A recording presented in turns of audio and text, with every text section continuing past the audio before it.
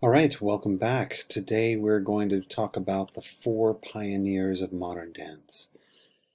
These four individuals are credited with revolting against conventions of ballet and establishing a new form of dance in America. They were paving the ground for themselves and for generations of dancers who would come after them. People we're talking about, the four pioneers of modern dance, are Martha Graham, Doris Humphrey, Charles Weidman, and Hanya Holm. Here are a few images of them. This is Martha Graham. Doris Humphrey, Charles Weidman, and Hanya Holm. Now, Bennington College is sort of where a lot of them got their start. Bennington College was in Vermont, and it offered a summer school that became sort of the center of modern dance training for many teachers throughout the country. So 1934 through 1942, these were the Bennington years that fostered the growth of modern dance and its artists, and it provided audiences for the first generation of modern dancers. Modern dancers taught college and university teachers from around the country and built audiences for modern dance by representing modern dance classics and creating premieres of new and innovative work. And the idea came from Martha Hill and Mary Josephine Shelley. Martha Hill was a staff dance teacher at Bennington College who became the director of the summer dance program. And Mary Josephine Shelley, she was a physical education teacher at Columbia University. And together, they spoke with the president of Bennington, who opened the university to the modern teachers of the day. And so Martha Hill was a no-nonsense innovator, and she came in to teach at Bennington when it was part of the physical education program. So modern dance started in the United States in education, in higher education. It started really through physical education programs.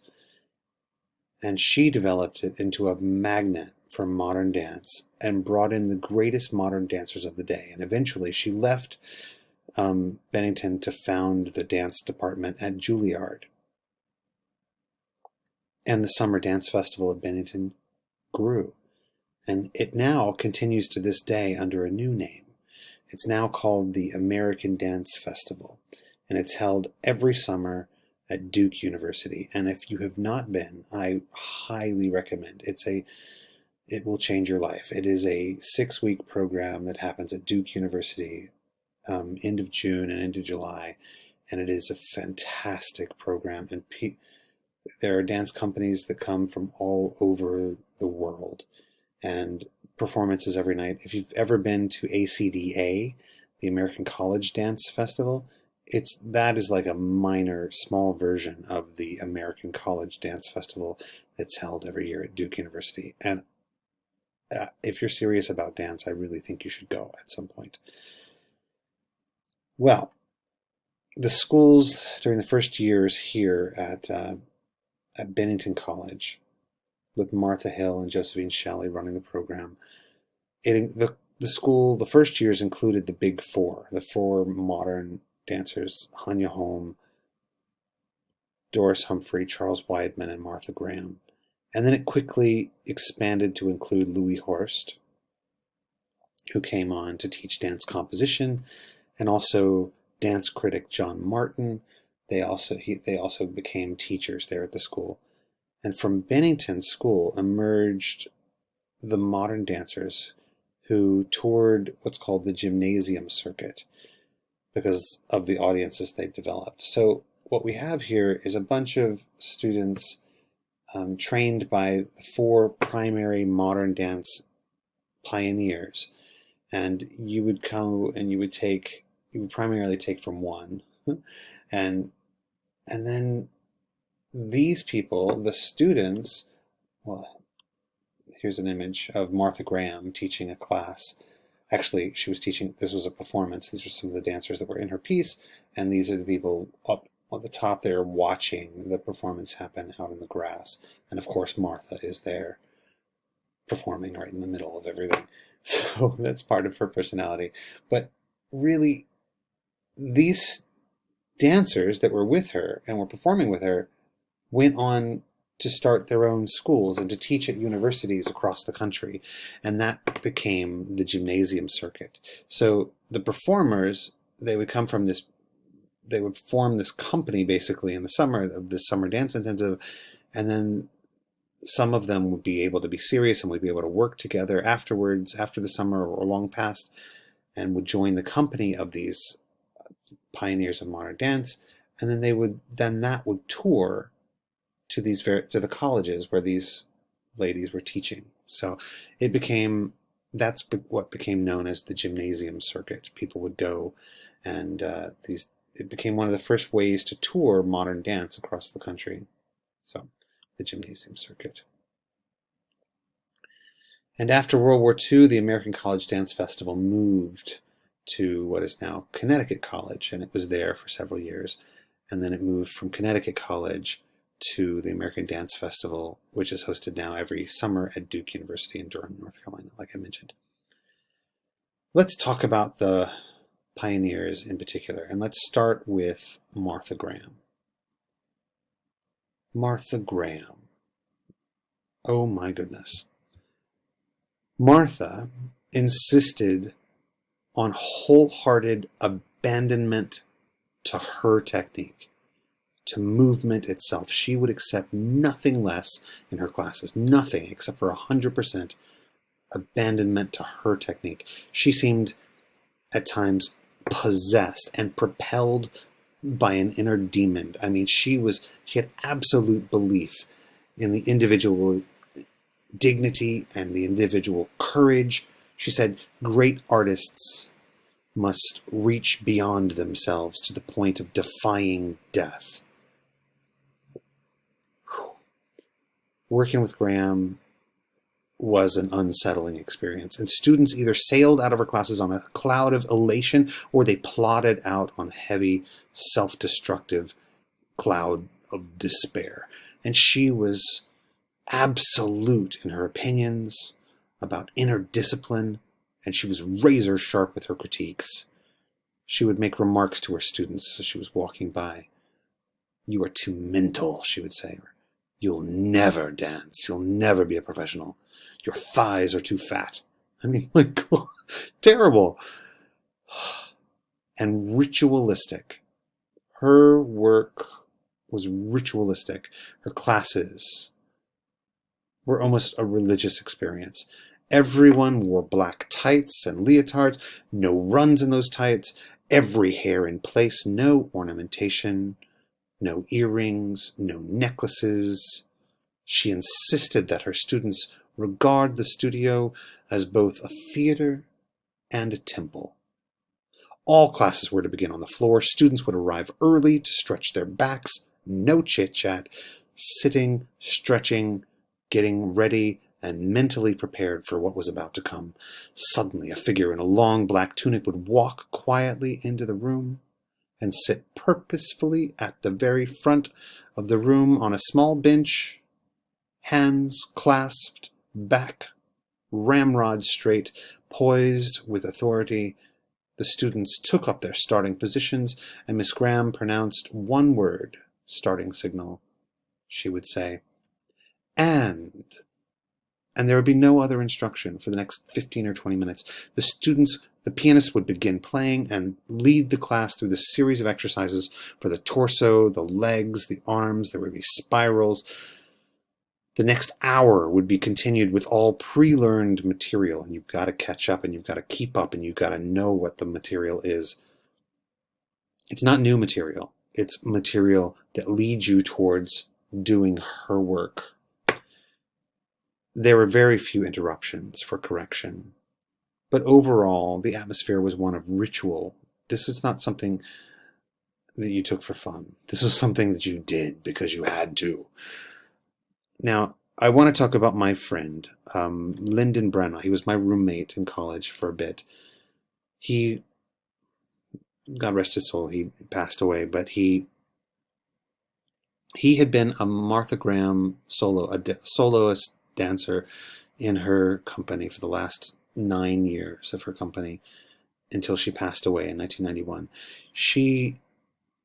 When she passed away, Lyndon Branagh had a mental breakdown.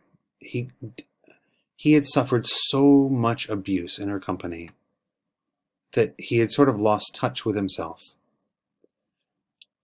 He explained it to me like how he knew he was being abused mentally, physically, like it was abuse. No way around it. But she was a genius. And like what do you want to do? How much do you put up with? How bad do you want to be a dancer? What do you want to put up with? What will you put up with? He put up with a lot to dance in her company and continue dancing in her company, to the expense of his own psyche in some ways, his own mental health in many ways. I mean, he eventually recovered and continued on, but it was really difficult for him. So, Martha Graham, there she is. Genius and psychodrama, all of it. Let's talk a little bit about her. Now, she was born, here's where I talked about here, yes, the abandonment, the discipline, the ritualistic daily classes. Her technique is known as contract and release.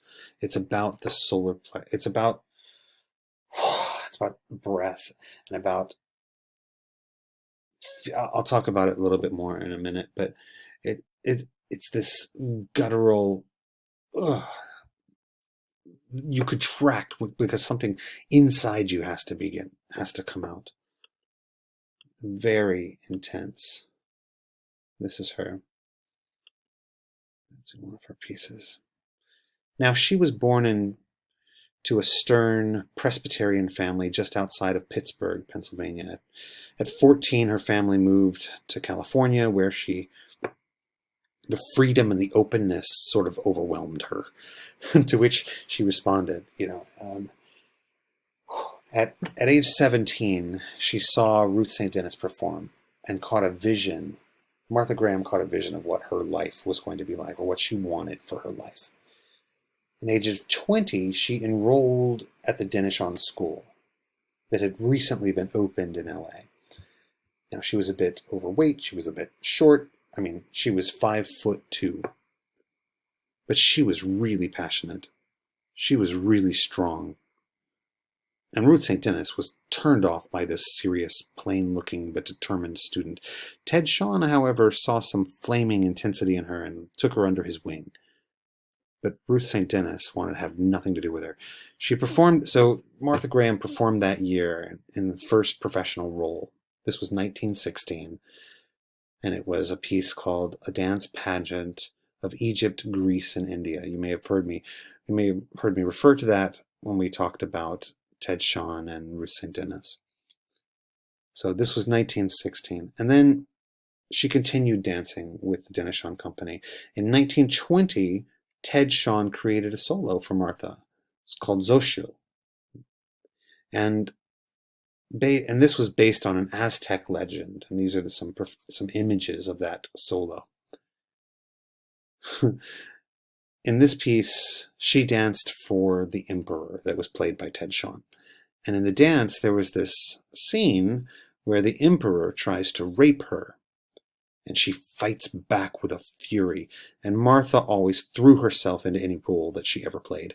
And for years afterward, Ted Shawn would tell stories about the bruises that she would give him from this part. So she would let him have it. So, and at Denishon, while she was there, the accompanist was Louis Horst. And that's where Martha Graham met Louis Horst for the first time. She had an affair with him, and he eventually became her long-term advisor and musical director. Louis Horst did. But here at Denishon, they had an affair, and Louis Horst was married at the time, and Graham went on making speeches about free love and how she played the role of an emancipated woman free of any conventional boundaries or controls or anything. And sometimes she gave vent to her violent, explosive temper and would make a huge scene, and this did not go over well. Ted Shawn and Ruth St. Denis couldn't tolerate this egotistical star in their company. I mean, any other star other than themselves. And Ruth St. Denis made herself clear by insisting to dance Martha's role in Xochitl while the company went on tour. So, Miss Ruth had many other solos, but she insisted on doing this one with Ted Shawn instead of having Martha do it. And, this one was made specifically for Martha Graham. So it was quite an insult. And Ted Shawn lectured Martha on her affair with Louis Horst because it had become so public. And so that was the end of the end for Martha Graham dancing with Dennis Shawn. So in 1923, she left the company. She left the company to take a job with the Greenwich Follies. And when she left the company, by that time she was 29 years old. She had been dancing with the company for many years. And she had been teaching and touring with Dennis Shawn all across the United States. And from Dennis Shawn, Martha Graham learned about touring, about lighting, about costuming, about working with dancers, about performing in all kinds of conditions and for all kinds of audiences. She really learned her craft. And in 1929, after 2 years of dancing with the Greenwich Follies, she joined the Rochester Eastman School of Music. And 3 of the first dancers in her future company were found there at the Eastman School. It became a center point for her and a launching pad for her.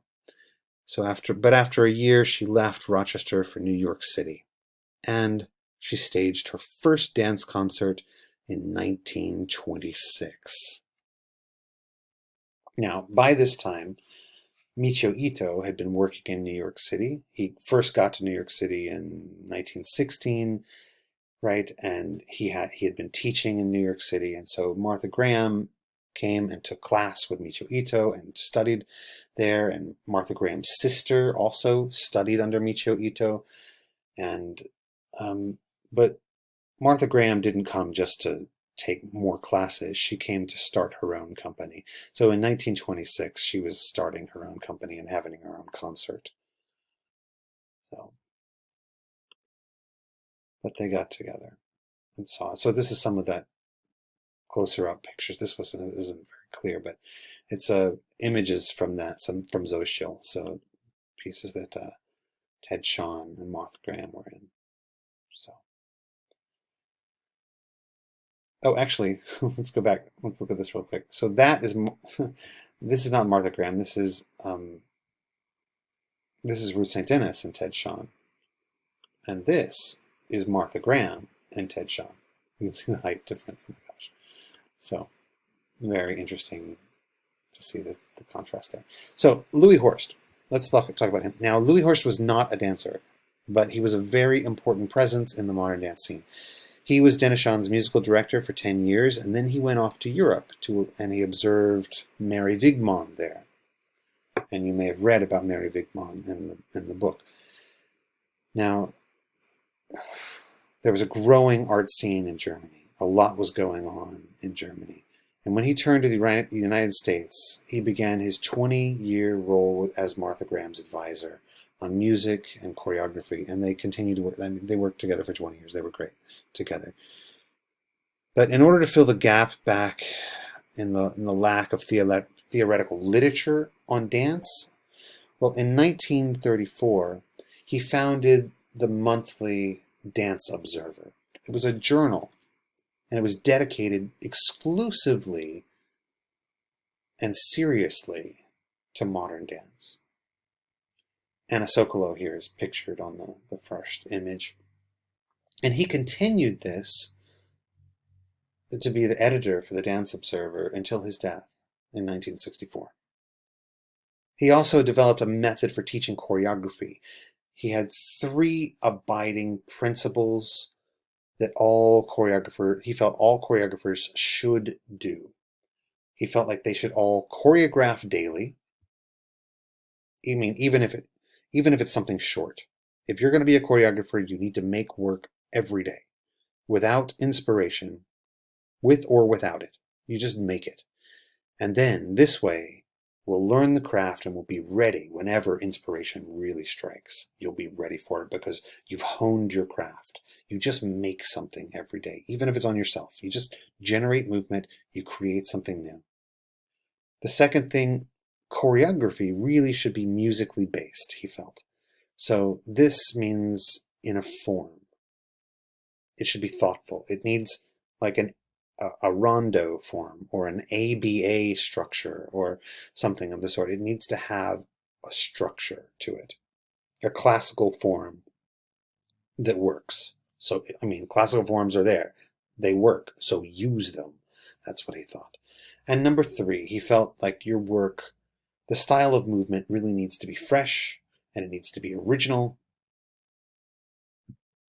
Movement should parallel the other developments in the music and the other developments in the visual arts, which the things that were going on at the time were like distorted gesture and asymmetricality and shapes, uneven rhythms and those sorts of things. So that's what he was interested in. And he felt like those three things were crucial if you wanted to be a dancer and a choreographer. And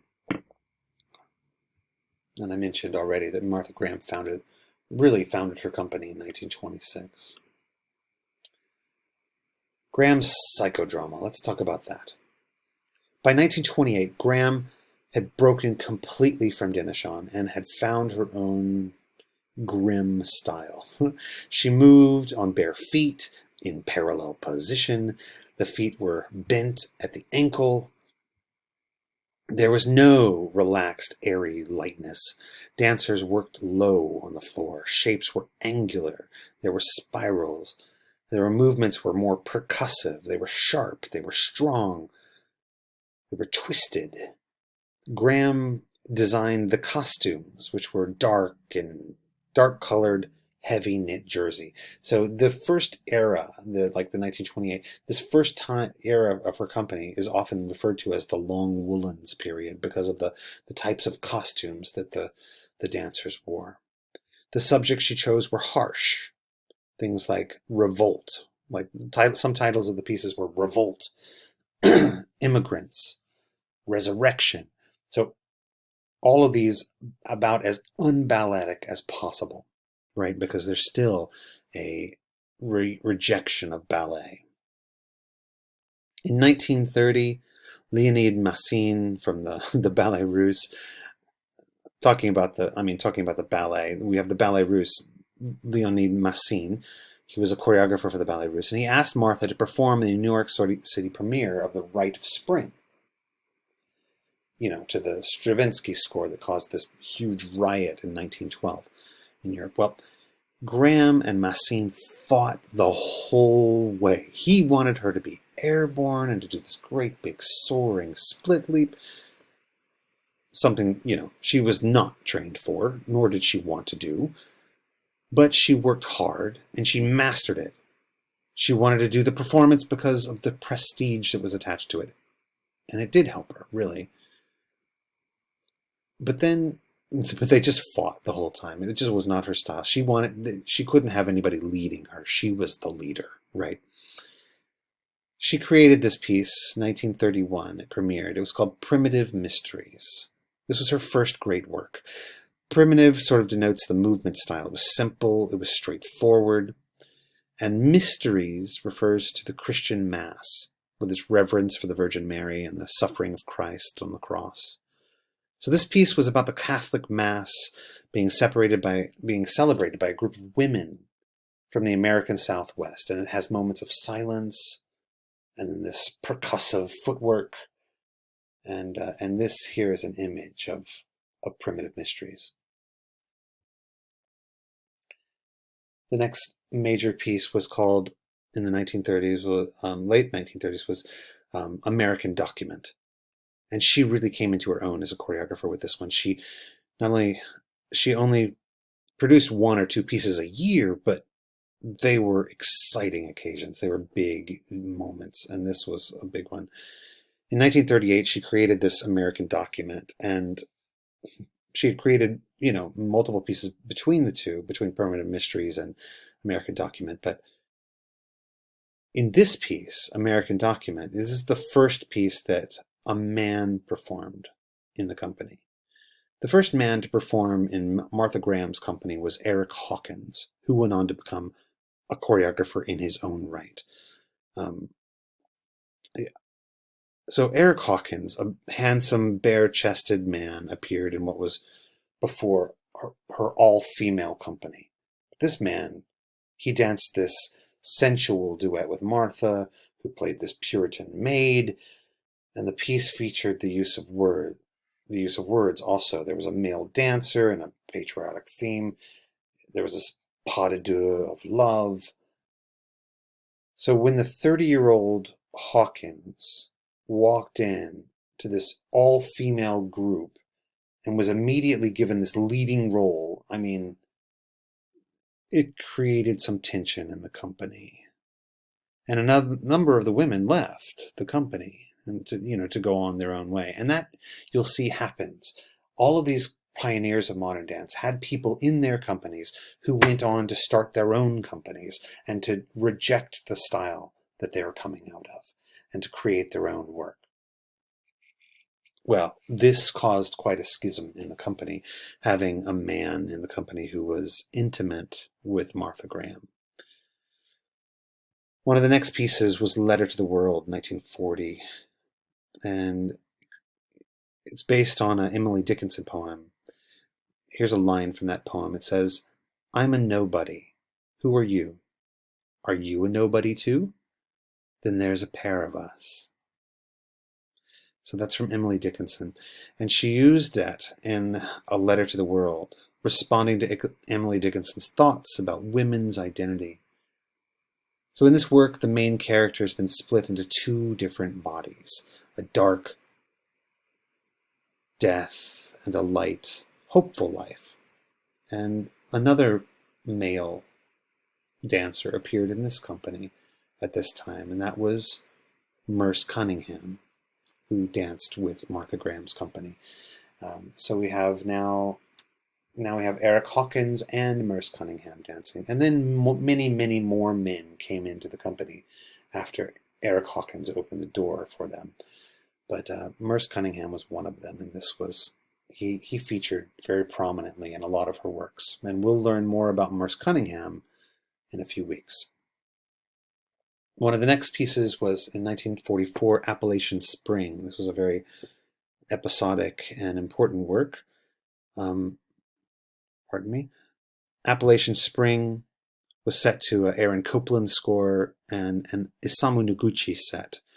Now, Isamu Noguchi was someone who continued to work with Martha Graham, and he designed many of the sets for her pieces. Isamu Noguchi had been introduced to Martha Graham by Michio Ito.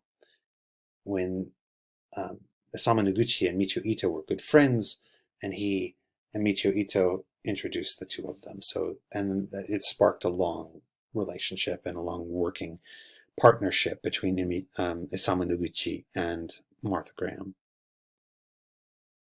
Well, in this piece, Appalachian Spring, there's a pioneer man and woman who had just gotten married, and they were moving into their new home. They're newlyweds. The husband, Eric Hawkins, of course, he slaps his legs joyously, and he bows formally to the villagers, and he prays quietly.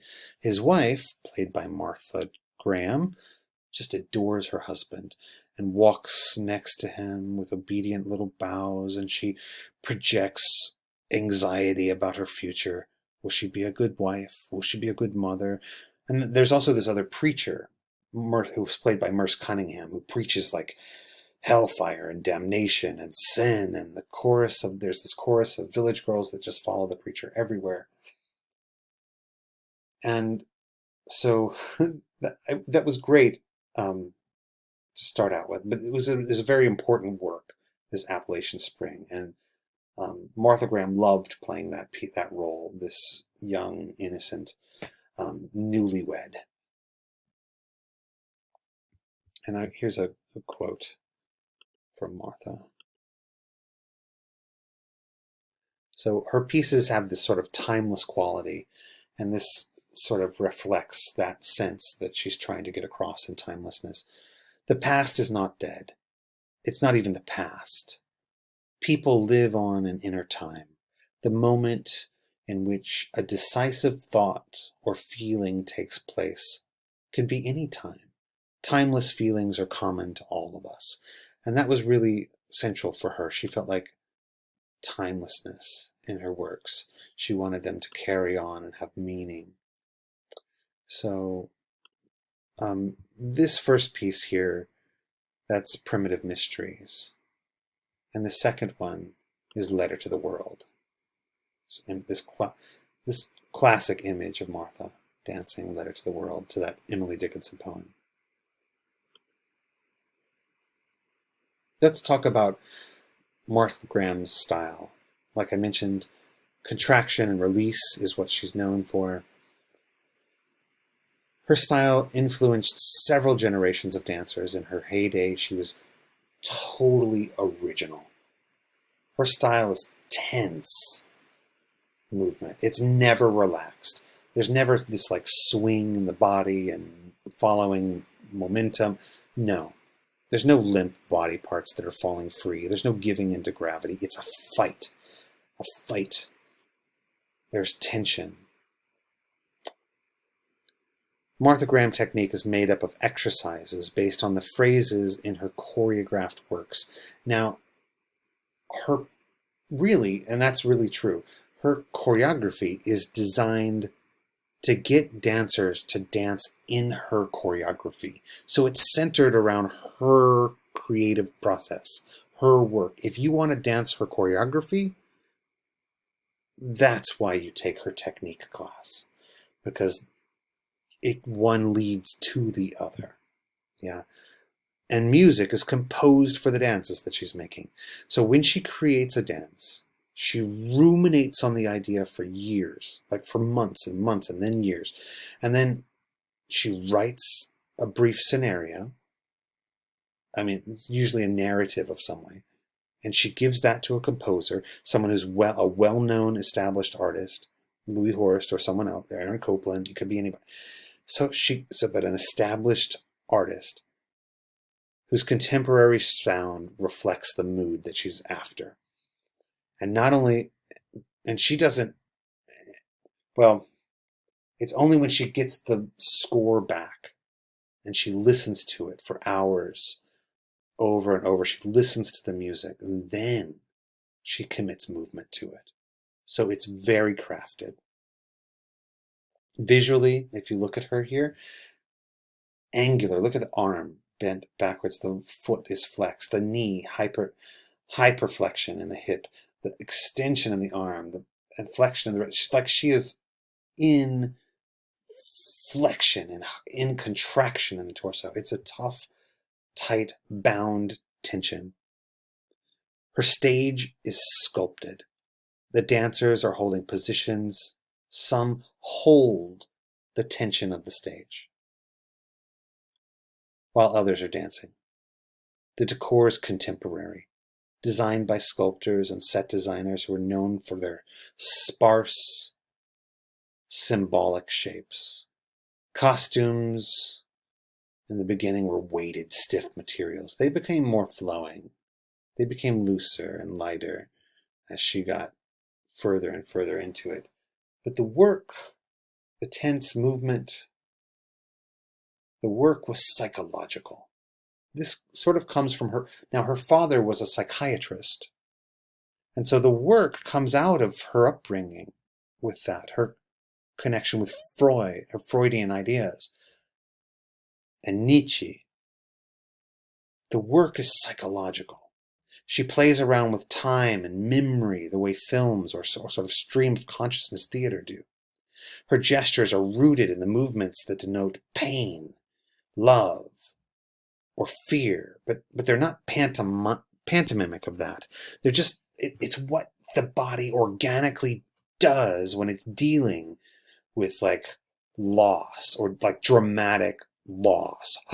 There's a contraction that happens. They're highly controlled, stylized vocabulary of body positions, pulses, contractions, designed to create a kinetic empathy in the viewer. And that's important. Kinetic empathy. So while the dancers are like contracting on stage, she wants the viewers in the audience to be like gripping the seats with their hands, white knuckling with their hands, and feeling that tension in their own core. The torso is the emotional center. Her style starts here and has movements that travel down the arms to the legs, and it's a continuous build of tension in her pieces that never let it go. The themes are based on these inner psychological conflict and dramatic challenge. It is tough work.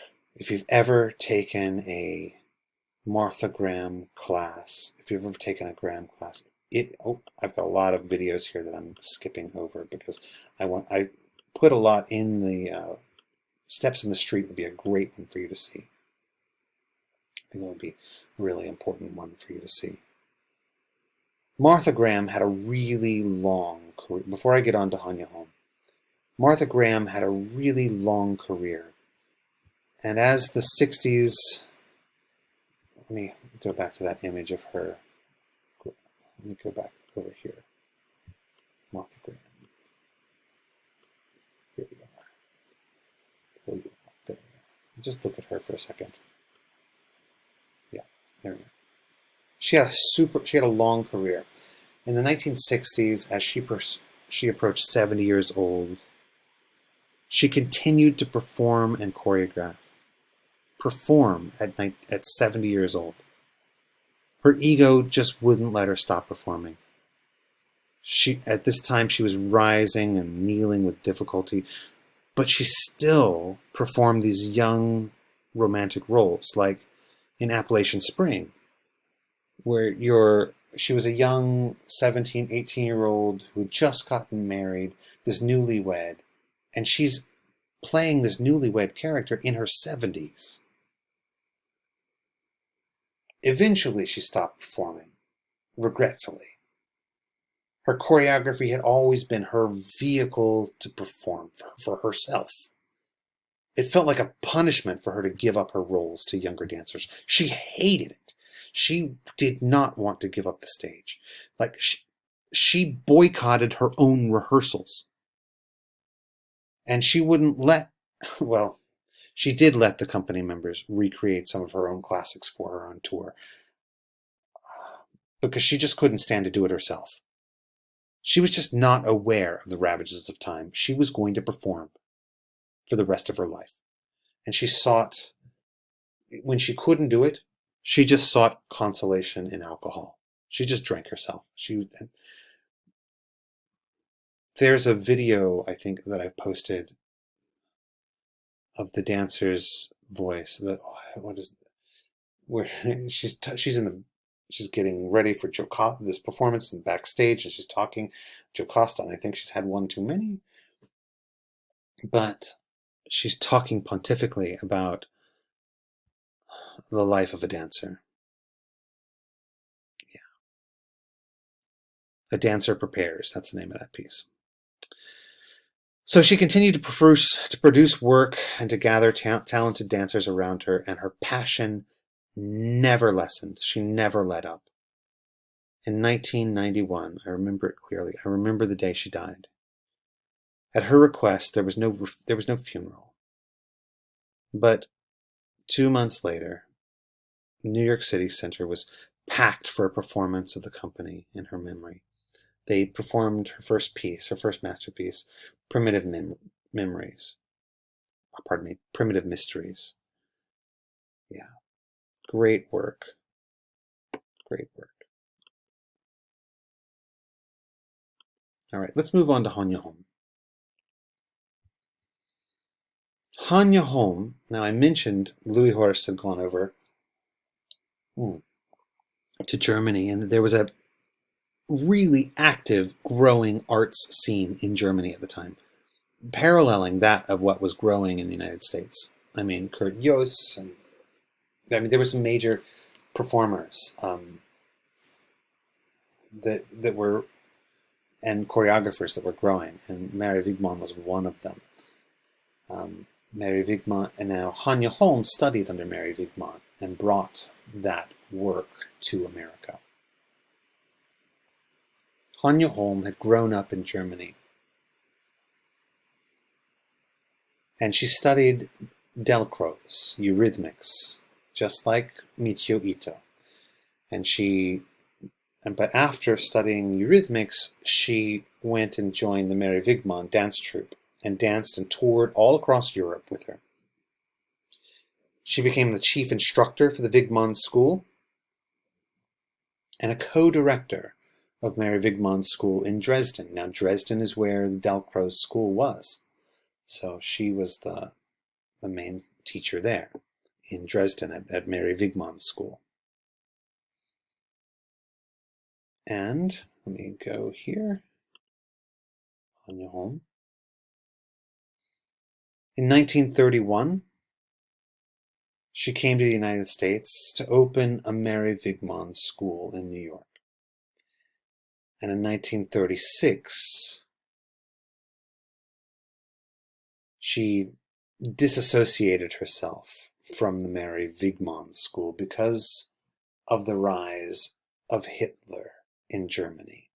So she wanted to kind of disassociate herself from the Weidman school, and she called it was the Hanya Holm School of the Dance.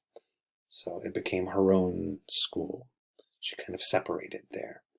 She renamed the school under her own name, and she also joined the summer dance classes at Bennington. And she was one of their first teachers there, just like Martha Graham was.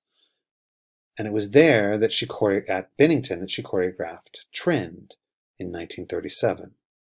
This was her signature piece, 55 minutes long, had 7 soloists, and it was supported by an ensemble of 30 dancers.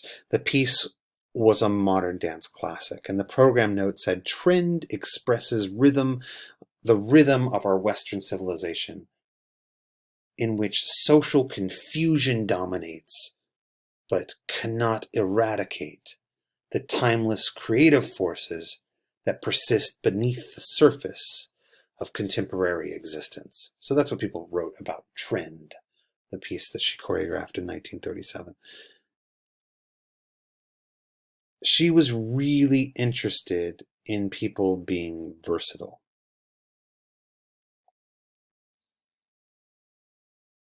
She brought the principles of German modern dance, which are sort of still passed on to us today, and she brought them from Mary Weidman to Hanya Holm, passed down to Owen Nicolai and into Pilobolus, and into, say, Daryl Thomas from Pilobolus, now to you.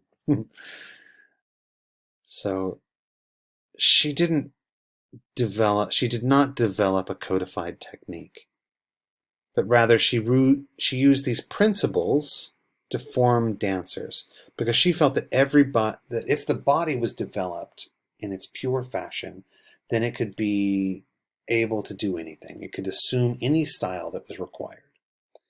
And that's really what she was able to do. One of my first improvisation teachers was a dancer in Hanya Holm's company here, and Frances Wessels was her name, and it is her name, and she's an amazing woman. And I felt like she was really interested in improvisation in a way that helped to bring about the individual. There's no Hanya Holm technique, in other words, to speak of, but it's about using these principles to bring out the best in every dancer, and that's the style that she's interested in, and that's what I was trained under. Hanya Holm also choreographed Kiss Me Kate in 1948 and My Fair Lady in 1956 for Broadway, both these. So showing her versatility as a choreographer. So she could go anywhere. She could do anything And she went on to teach at Colorado College, also at Mills College, University of Wisconsin, and at the Nikolai School in New York City. I put the witch dance in your online portal, so I'm going to skip these videos so that you can see them because I've posted them elsewhere. I wanted to get to these German modern dance principles. The principles that Hanya Holm taught were that the study of the body through laws of motion were coordination, gravity, momentum, and progression. These laws are varied through dynamics, tempo, and understatement and overstatement of the work. So it was coordination, gravity, momentum, and progression. These are the things. It's movement centered. How do you study movement?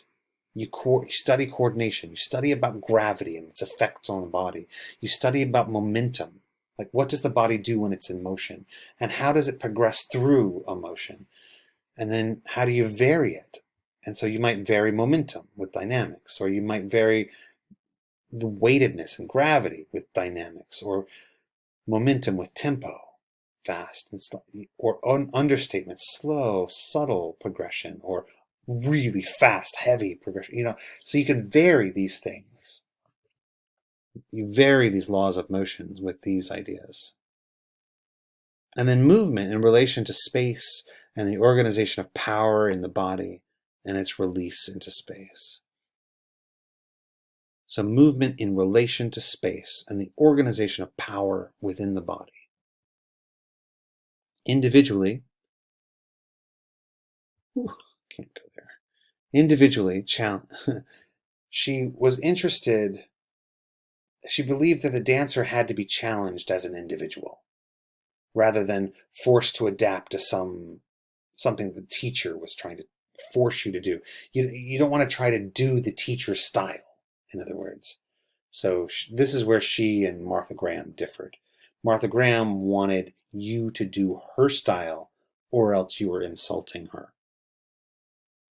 Hanya Holm wanted you to do your style and challenged you to become a better you, rather than forced to be a better me, a different me, right?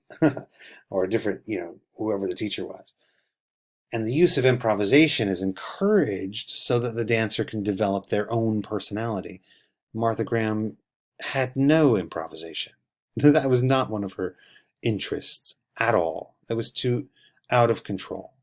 So there's a major contrast here in these two pioneers. One wanting the growth of the individual, and one wanting you to do it like this, right? So we have very different styles.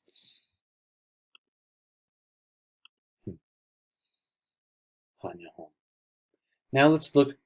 I tend to talk about Humphrey Weidman. They're often lumped together. Doris Humphrey and Charles Weidman. They had a Humphrey Weidman company, is what it was called. The Humphrey Weidman technique is based on falling and recovering. So fall and recovery is the Humphrey Weidman technique. It's something that the two of them did together. And I want to talk about each of them in turn, but when I talk about one of them in their choreography, it's usually they both contributed a lot to this work, to each other. They worked together. But let's start with Doris Humphrey. All right. Doris Humphrey.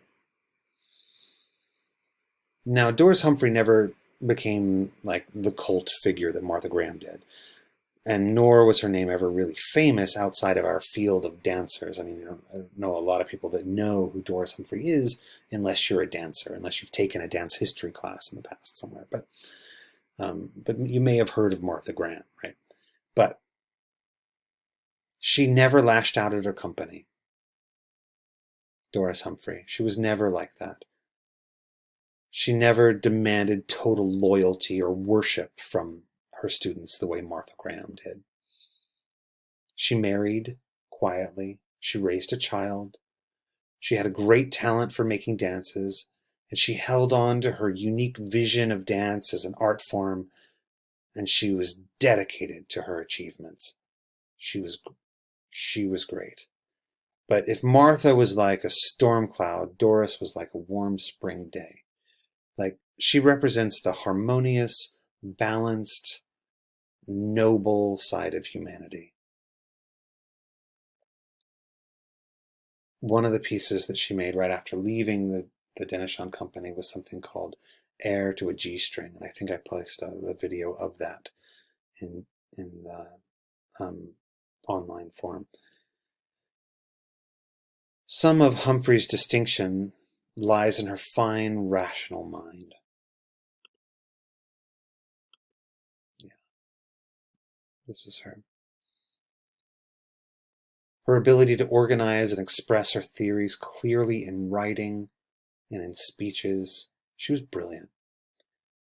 And another way to contrast Doris Humphrey and Martha Graham is to look at the ways in which they both reacted when they could no longer dance. Now, Martha escaped by drinking and refusing to help her younger dancers. She, like I said, she boycotted her own rehearsals. But Martha Graham, I mean, that's what Martha Graham did. But Doris Humphrey, on the other hand, while she was in her 40s, she was hit by rheumatoid arthritis, this terrible degenerative disease that made it difficult to even walk. But even still, she went on to choreograph some of her greatest works using José Limón and Pauline Kohner as, and other younger dancers. She continued to choreograph even though she could barely walk. And she wrote books. And she continued to speak about dance and passing on her knowledge to the next generations.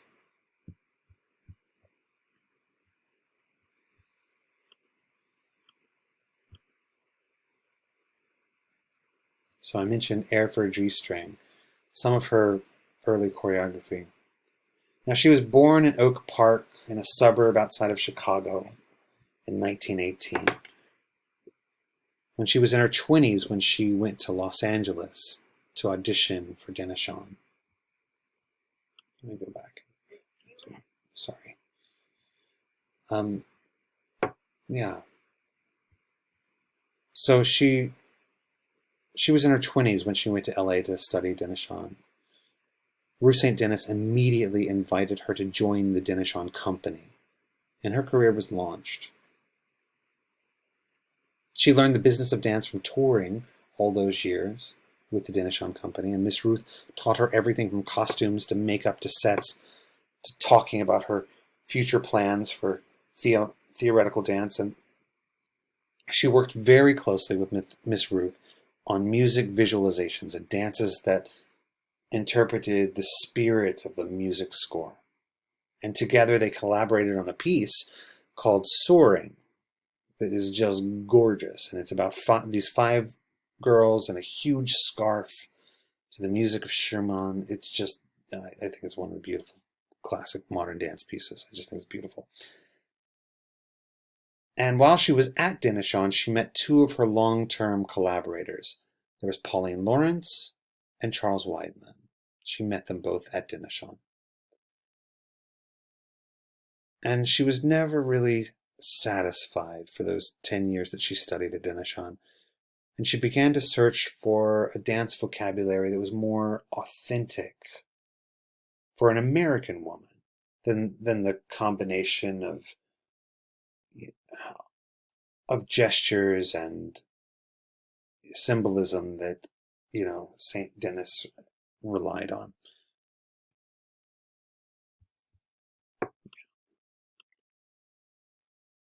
So Humphrey's company, in 1928, after leaving Denishon, she gave her first concert. And most of the pieces in the concert, Air for a G-String, Water Study, and Color Harmony, most of these are music visualizations of the type that she worked on with Ruth St. Denis. They're similar. But let me talk about each one a little bit. So, and there was another piece as well called Water Study. So here's water. So Water Study. Water Study was done in silence. it portrayed the natural forces of movement of water. So like the ocean waves. And there's a group of dancers on stage, and they flow back and forth the way an ocean tide would. And it's patient and it's quiet.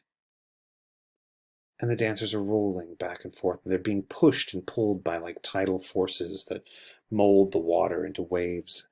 And it was an attempt to make dance independent of music. Color harmony. She worked out different modes of motion: cool, blue for slow, yellow for vivacious, red for strength. So she's dealing with qualities and symbolism in her work. And in this concert, Charles Weidman also contributed two different pieces, two comedies, a trio and a solo where he juggled these invisible objects. And between 1928 and 1931, she choreographed a lot of works. Many works that played with movement and space and rhythm and sounds and relationship between movement and silence. And then in 1931, she made Shakers. And this is an image from Shakers here. Shakers was one of her more famous works. The Shakers were a religious sect who sort of shake their bodies free of sin in order to make an open confession. And this is a group that not only believed that sex was sinful, but they totally forbade its practice, even among married couples. So they eventually all died out. And they're famous for making furniture too. So there's like shaker furniture that you can find, but I don't believe there's any more Shakers. There were some. There were groups of Shakers. There's pockets of them, but the dancers were in costumes resembling the Quakers, and they were all separated here by sex. You can see the women on one side and the men on the other, and the piece builds from this quiet devotion to this fervent emotionalism that's in the piece. By 1935, Humphrey Weidman Company made its first national tour of the university circuit. I told you about the gymnasium circuit. They traveled and they did that. And they performed 3 new works on this concert. And these are the pieces here: New Dance, With My Red Fires, and Theater Piece.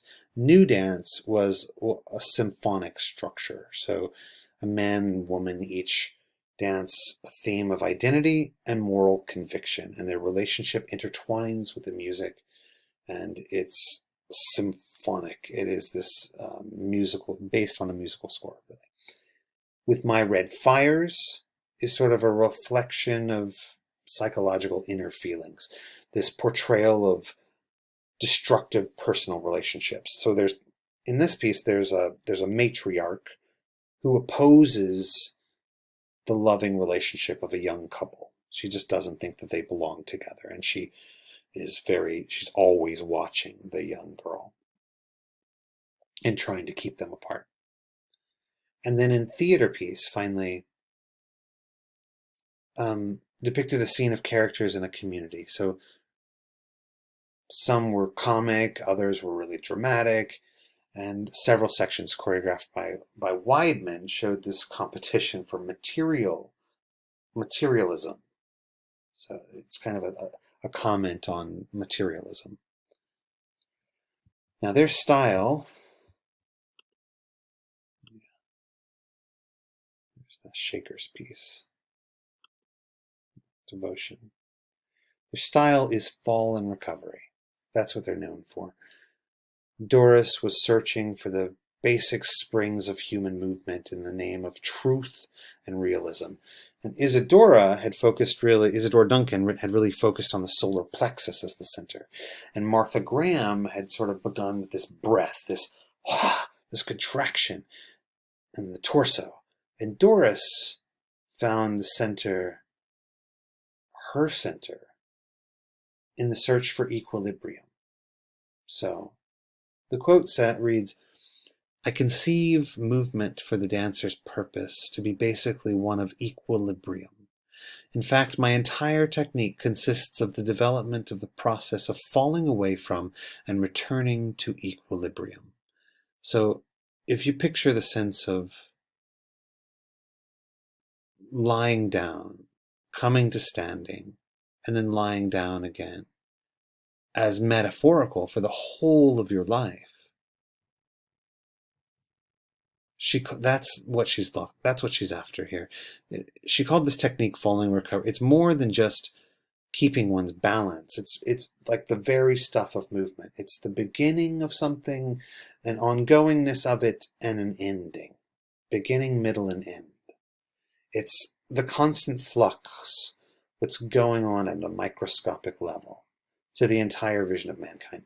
I feel like that piece, Water Study, is very similar. It's like a visual representation of this. You know, a wave begins its formation not just because of the wind because of a force that's growing from underneath. A wave emerges and casts over. That is the life of the wave, and then it crashes back down to be built up again, into this recovery again, and to rise and fall again and recover again, so it's this action of the wave, this action of a cycle of equilibrium, in some way of finding a balance in the midst of this turmoil, right? Her last works, well, in 1932, she got married to a British Navy man of about 8 years her junior, Charles Woodford. She was 37 when she was married, and they had their son the next year. Now, marriage and motherhood were troubling to her. I mean, she was never free of the self-doubts. Like, was she giving too much to her career at the expense of her family? How could she balance both? Equilibrium again came up in this. But she felt called to dance as a career, and her husband supported her dream and her total absorption into dance. José Limón and Pauline Lawrence had followed her out of Dineishon,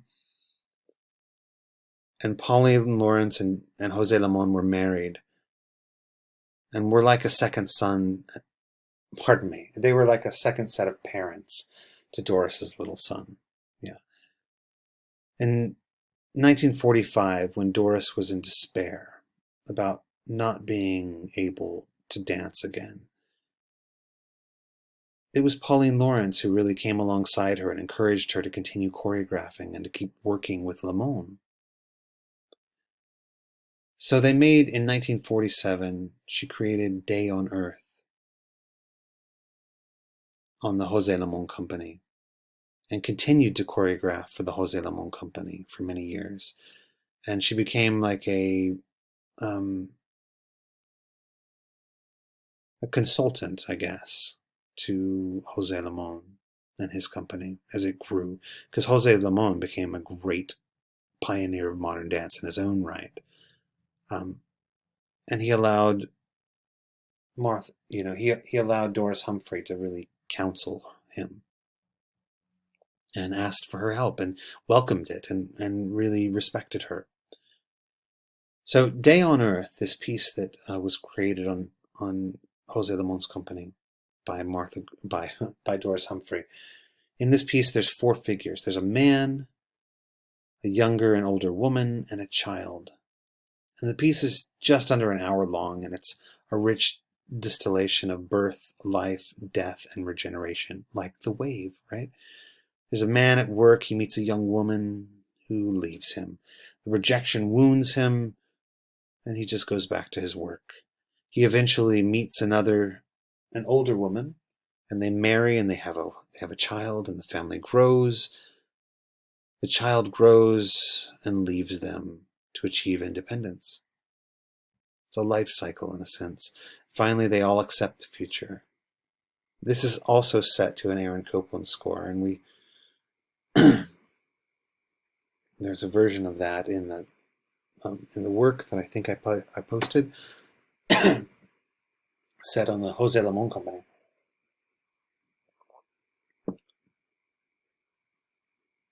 Doris Humphrey received a Guggenheim Fellowship to write a book for choreography. The result was a book called The Art of Making Dances. I've got a copy right here. I've got a copy of this book. This book is still used today in colleges around the country for composition courses. So, I mean, there are excerpts of it that I'm sure that you have read in your composition classes if you've taken them here, because the work is great and it still stands. The principles are sound and they still stand up to this day. So, The Art of Making Dances is the title of the book on composition. Now let's talk a little bit about Charles Weidman, the counterpoint, the counterpart to the Humphrey Weidman Company. His memory and his reputation seems to fade a bit in history. The era of classical modern dance of 1930 to 1950 is really a matriarchy. Even if he did contribute a great deal to the era, but it's primarily a matriarchy. But primarily, I guess partially why he fades a bit is because he didn't really devise his own technical system. I mean, he contributed to this fall and recovery technique, but he didn't leave any written works about the style, the technique. In addition, his creative input was full of wit and humor, which is something that's not really taken seriously in the era of psychodrama and other such serious works. I mean, humor's hard to do, but sometimes it's just not taken that seriously. So in the first Humphrey Weidman concert, which happened in 1928, I mentioned earlier that he contributed 2 comedies, and his interest in humor never left him. He just had a good sense of humor. Dance comedy is rare, and it's even more rare to be able to pull it off in a world so filled with a grim aesthetic. It's hard to do funny movement with any sort of originality and to keep it fresh. I mean, we might prefer comedy to watching tragedy or entertainment over, a meaningful experience, but at the end of the day, comedy and laughter just don't earn the highest respect. And so I think that might be why he fades into history a bit. Modern dance started out really as a rebellion, a serious rebellion to ballet.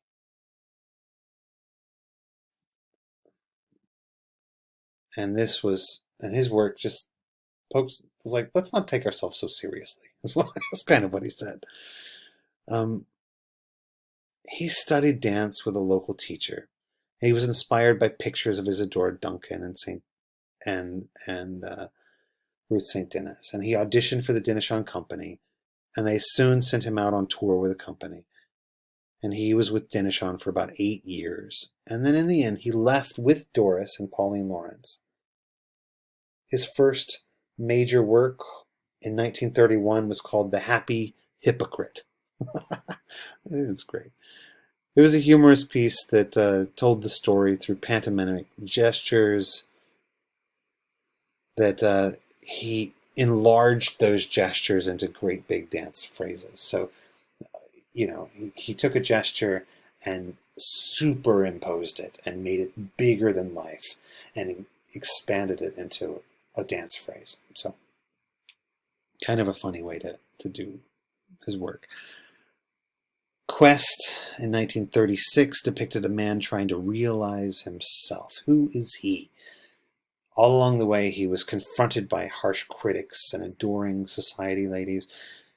And it was a blend of foolish satire and serious ideas. So the audience went from laughter to recognition to, thought-provoking ideas, and then back to laughter again. And so it was kind of a cycle of those sorts of things. There was clever piece. And then 1941 is one that he's more famous for, a piece called Flickers.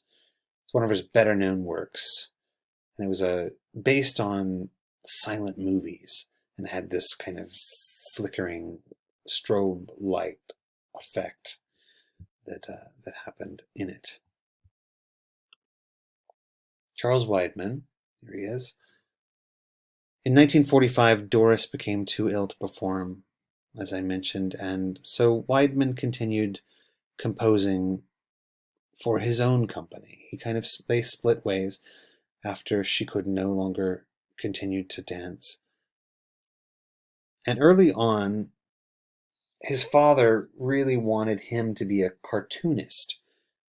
And he realized this dream by making his work seem to be more like comic strips that have come to life. You know, here's a vignette, here's a scene, and then here's another scene, and then here's something else.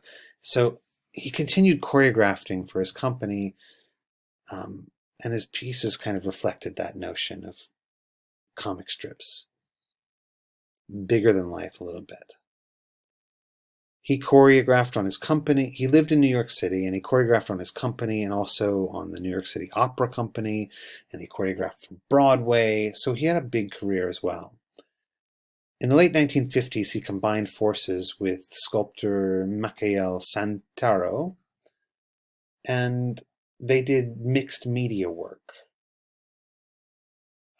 They had their company they created a mixed media work company called Expression of Two Arts Theater. And this was in his New York City loft.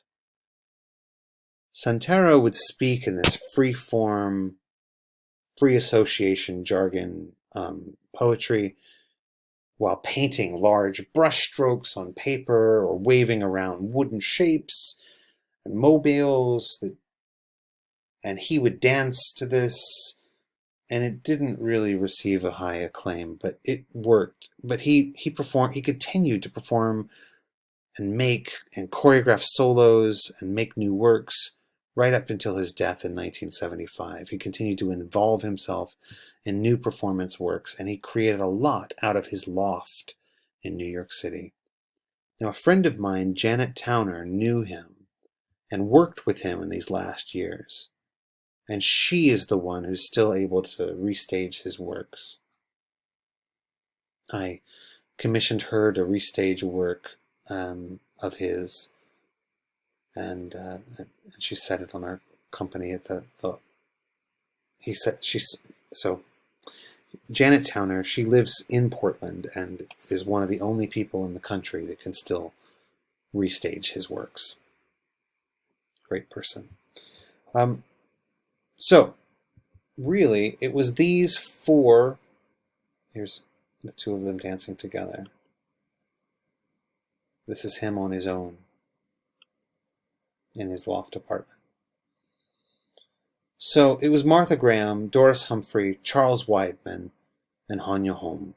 These four individuals were really ushering in a new era of dance in this country. Originally, it was a rebellious movement away from ballet, and it evolved into this Western concert dance form with its own codified techniques and styles that were established based on the individual. So each individual had their own style. And this form of modern dance was responsible for inspiring the second generation, and the third, and the fourth, and the fifth, and on and on. And next, well, you're going to be moving in, next week we'll be moving into the midterm. You'll be studying midterm. And then the week after that, we'll be digging into the second generation. And so I'm looking forward to that. So next week will be about review and preparing to take the midterm. Thank you so much for listening to me and to taking time to do this work. Much appreciated. Thank you very much.